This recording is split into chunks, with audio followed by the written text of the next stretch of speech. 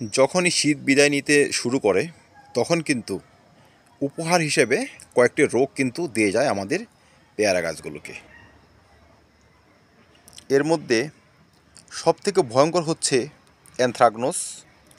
অ্যানথ্রাকনোসের লক্ষণ হচ্ছে, দেখবেন পাতা, কচি ডাল এমন পুড়ে পুড়ে যাবে, কালো বাদামি স্পট পড়বে, ধীরে ধীরে ডাইব্যাক্টে পরিণত হবে ডালগুলো। এটি কিন্তু একটি ভয়ঙ্কর রোগ। শীতের শেষে গ্রীষ্মের প্রথমে কিন্তু এই রোগটি হয়। পেয়ারা, লেবু এই জাতীয় গাছে কিন্তু সব থেকে বেশি দেখা যায় এই রোগটি। দ্বিতীয়ত হচ্ছে রুট ড্যামেজ হয়ে যাওয়া। এটা হচ্ছে একটি 10 ইঞ্চি টব, এখানে আমার এই গাছটি আছে। অনেক সময় দেখবেন শীতের মধ্যেও কিন্তু বৃষ্টি হয়ে যায়, বা আমাদের অযত্নে বা অজান্তে কিন্তু এখানে জল বেশি পরিমাণে ব্যবহার হয়ে যায়। তারপরে কি হয়, শীতের যে নরম আবহাওয়া, গাছে তখন বৃদ্ধি মোটামুটি স্টপ থাকে, তখন কিন্তু সেই জল গাছ আর সহ্য করতে পারে না, হয়ে যায় রুট ড্যামেজ, যেটা নাকি খুবই ভয়ঙ্কর একটি ব্যাপার। যখন গাছের রুট ড্যামেজ হয়ে যাবে, সেই গাছ কিন্তু কখনোই আপনার ভালোভাবে গ্রো করবে না। তো শীতের শেষে কিন্তু এটি একটি সমস্যা থাকে। তারপর আছে গাছের সব ধরনের ছত্রাকের আক্রমণ, ডাল শুকিয়ে যাওয়ার মতো সমস্যা। শীতের সময় আমরা গাছে খাবার ব্যবহার করি না, খাদ্য শূন্য হয়ে যায় টবের মাটি, গাছের গ্রোথ একদম স্টপ হয়ে যায়। আজকের প্রতিবেদন এই সমস্ত রকম সমস্যা কিভাবে আমরা অনায়াসে সারিয়ে তুলতে পারবো, আমাদের পেয়ারা গাছকে আবার সুস্থ এবং সবল করে তুলতে পারবো। দর্শক, প্রথমে যে কাজটি আমাদের করতে হবে সেটি হচ্ছে গাছকে আগে রোগমুক্ত করতে হবে। এই অ্যানথ্রাকনোসে আক্রান্ত এই পাতা গাছ থেকে সম্পূর্ণরূপে বিদায় করে দিতে হবে। আমরা কিন্তু এগুলো গাছ থেকে তুলে ফেলে দেব, কারণ এরা গাছের কোনো কাজেই আসবে না। গাছের থেকে নতুন করে আরও সুস্থ সবল পাতাকে সংক্রামিত করবে। তাই এগুলো খুব ইজিলি কিন্তু গাছ থেকে বিদায় করতে হবে। এই দেখুন, আমি কিন্তু এগুলো সম্পূর্ণরূপে ছেটে ফেলে দিচ্ছি, আপনারাও কিন্তু অবশ্যই ফেলে দেবেন, কারণ এরা থাকলে নতুন পাতায় সংক্রমণ হওয়ার চান্স কিন্তু অনেকাংশে বেড়ে যাবে। দ্বিতীয় কাজটি হবে গাছে ভালো মানের ছত্রাকনাশক স্প্রে করে দেওয়া।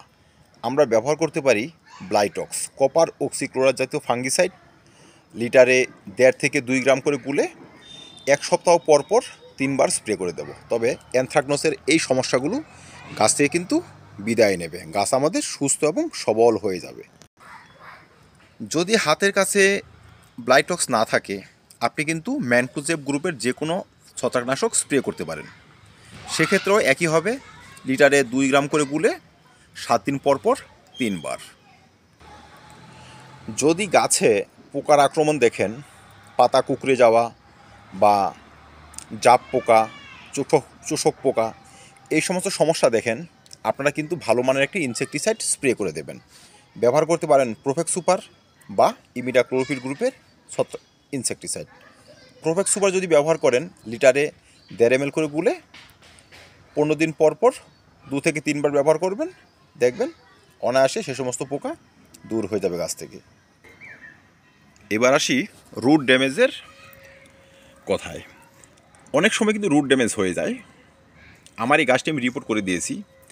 যদি রুট ড্যামেজ হওয়ার মতো সম্ভাবনা দেখেন বা গাছটি ছোট টবে অনেক দিন ধরে থাকে, এই বসন্তের এই সময় কিন্তু আপনারা গাছটি রিপোর্ট করে দিতে পারবেন।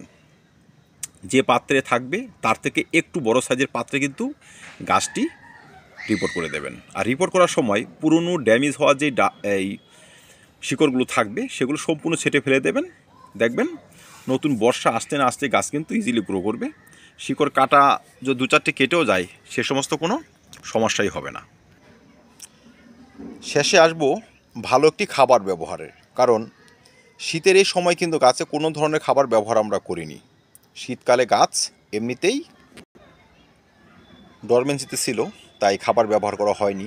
এখন টবের মাটি খাদ্যশূন্য, তাই আমরা একটি পারফেক্ট খাবার, মানে পারফেক্ট মিশ্র খাবার ব্যবহার করব। সেখানে এমপিকের ব্যালেন্স সঠিক থাকবে এবং থাকবে জৈব উপাদান। আমার এই খাবারটি আমি আগেই বানিয়ে নিয়েছিলাম। এখানে আছে গোবর সার, 2 মুঠো গোবর সার, 1 চামচ হাড় গরু, 1 চামচ শিংকুচি, আধা চামচ নিমখোল, আছে হালকা একটু বোরন এবং হালকা একটু ছত্রাকনাশক। কারণ টবের মাটিতে ছত্রাক থাকতে পারে, তাই ছত্রাকনাশক যেন খাবার সঙ্গে থাকে। এতে মাটিও শোধন হয়ে যাবে, গাছ আপনার ইজিলি গ্রো করবে। এই খাবার আমরা ব্যবহার করব পার টবের জন্য মোটামুটি 500 গ্রাম পরিমাণে। এনপিকের ব্যালেন্স সঠিক করতে আপনারা এখানে ব্যবহার করবেন হাফ চামচ সাদা পটাশ এবং হাফ চামচের থেকে একটু বেশি সুপার ফসফেট।